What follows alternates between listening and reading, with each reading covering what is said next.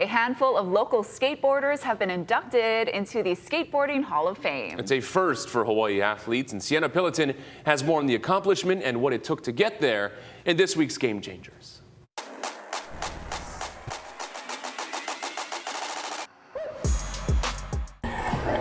Stop by any local skate park. Former pro Darren Hull just might be there. And at 65 years old, he's not stopping anytime soon. Now I love it. It's like my fountain of youth right now.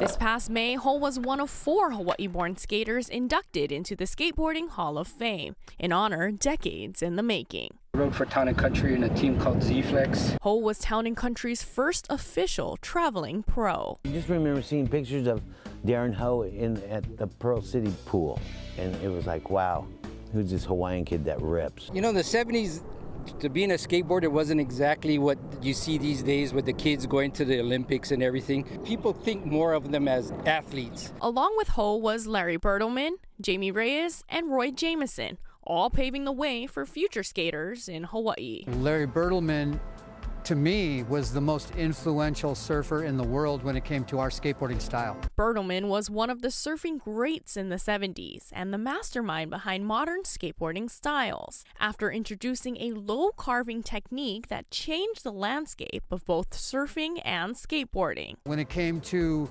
anything low and slashy, you totally wanted to look, be, and feel like Larry Bertelman. Meanwhile, Jamie Reyes, a pioneer for women in 90s street skating, she was just one of 3 women to ever appear on the cover of Thrasher magazine. She was so technically advanced for skateboarding and as a woman, where I feel that the last 2 generations of women is finally caught up to her. Roy Jamison was one of the first pro skaters to come out of Hawaii and had a unique style, one of the last guys to go shoeless on the board. Jamison was an innovator. He was one of the first.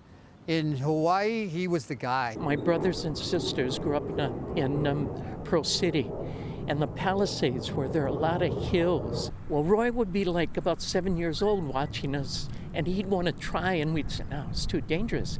And he was great. He'd make it to the bottom of the hill. Chuck Jamison accepted the award on behalf of his brother Roy, who passed away after battling cancer. He says his brother would have loved to get the recognition they fought years for.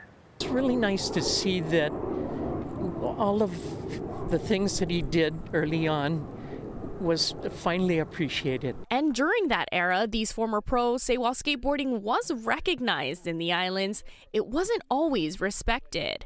In the 70s, we're kind of looked down on as like a grade below surfers. It started in the drainage ditches, you know, and people don't realize that's where skateboarding first began. Since then, skateboarding has come a long way and is now recognized as an Olympic sport.